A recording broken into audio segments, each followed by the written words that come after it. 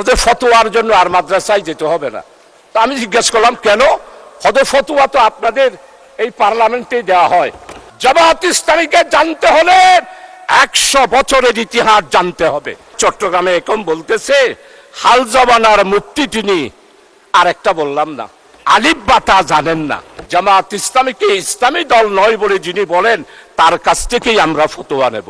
আপনারা সবাই স্লোগান দিয়েছেন নির্বাচনের আগে, আমাদের মতো সবার আগে বাংলাদেশ। এইবারের বাজেটে সবার আগে বাংলাদেশের এই স্লোগানটি কি প্রতিফলিত হয়েছে? এটা যদি প্রতিফলিত হতো তাইলে আপনারা কৃষি সম্পর্কে যেই বক্তব্য দিয়েছেন, বাজেট পেশ করেছেন, সেটা কি এইখানে আছে? মাননীয় স্পিকার, আজকে মাননীয় অর্থমন্ত্রীর কাছে অনুরোধ করব, আপনি গ্যাস সন্ধানের জন্য সেখানে বাজেট বরাদ্দ করেন।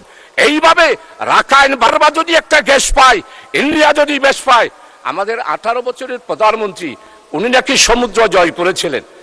আজকে এতদিন হয়ে গেল, উনি ক্ষমতায় 18 বছর ছিল, বঙ্গোপসাগর কোথায় বিজয় করেছে সেটার এখনো পর্যন্ত লেখা উনি দিতে পারেন নাই।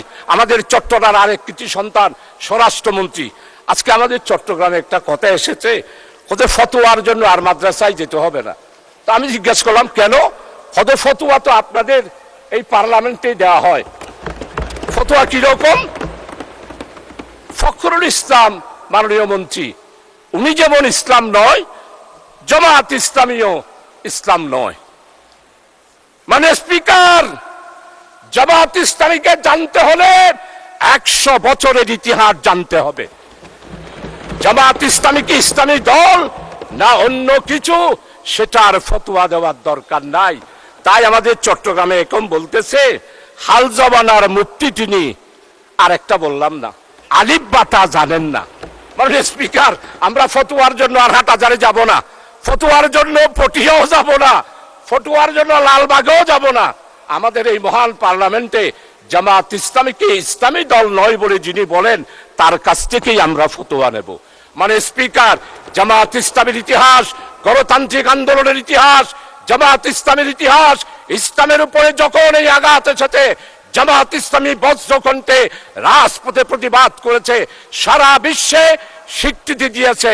জামাত ইসলামী হলো ইসলাম রক্ষার জন্য একটি মাত্র বাংলাদেশে, অন্যান্য ইসলামী দলের মতো নয়। জামাত ইসলামী গণতান্ত্রিক, নিয়মতান্ত্রিক, মানুষের অধিকার প্রতিষ্ঠার জন্য, ওয়েলফেয়ার স্টেট কায়েম করার জন্যই জামাত ইসলামী। তাই নির্বাচনের আগে আমাদের বক্তব্য ছিল ন্যায়, ইনসাফ, বৈষম্যহীন, কল্যাণময় একটি রাষ্ট্র আমরা কায়েম করতে চাই। মাননীয় স্পিকার, 1973 সালের বাজেট দিয়েছিল, সবাই প্রশংসা করেছিল, কিন্তু বাজেট দেওয়ার পর আমরা দেখলাম সেরুমিয়া, অর্থমন্ত্রী ছিল তাজউদ্দিন আর বাণিজ্য মন্ত্রী ছিল সেরুমিয়া, আমাদের সতর্গানের শফি সওদাগর। অর্থাৎ ব্ল্যাকে যা মাল আসবে, যদি তাজউদ্দিন সাহেব পারমিশন দিয়ে দিয়েছিলেন, সেরুমিয়ার নাম বললেই সব পরিষ্কার, কালোবাজার। তাই আমরা দেখতে পেলাম 74-এর দুর্ভিক্ষ, তাই দেখতে পেলাম মরিচের দাম 150 টাকা, যেটা বিগত 18 বছরে এসা আলমের মাসুদ, আপনারা তার কথা বলেন, বাংলাদেশকে ধ্বংস করে দিয়েছে। এসা আলমের মাসুদের বিচার আপনারা করতে পারেন নাই। আমার ইসলামী ব্যাংকের 85,000 কোটি টাকা লুট করে নিয়ে গিয়েছে মাননীয় প্রধানমন্ত্রী আর তার বোন শেখ রেহেনা। 2,63 বিলিয়ন ডলার বিদেশে পাচার করেছে, সেগুলোর কথা বাজেট বক্তৃতায় মাননীয় অর্থমন্ত্রী আপনি উল্লেখ করেন নাই। আপনি আজকে বাংলাদেশে দুর্নীতি কিভাবে দমন করবেন সেটার কথা বলেন নাই। কোত্থেকে করবেন? 4 মাসে এখনো পর্যন্ত দুর্নীতি দমন কমিশন আপনারা প্রতিষ্ঠা করতে পারলেন না, বরং দুর্নীতিতে যে বাজেট ছিল এখনো সেটা আপনারা কমিয়ে দিয়েছেন। তাই আপনাদের কাছে অনুরোধ করব, আসুন আপনারা যদি দেশ এবং জাতির স্বার্থে আমরা নতুন যেই যাত্রা শুরু করেছি সেই যাত্রার জন্য আপনাদের কাছে অনুরোধ করব, আপনারা মেহেরবানি করে দয়া করে বাজেটের মধ্যে আমি যেই 9টা মন্ত্রণালয়ের কথা বলেছি সেই মন্ত্রণালয়ে বাজেট বৃদ্ধি করার জন্য, সেই ব্যাপারে চিন্তা করার জন্য।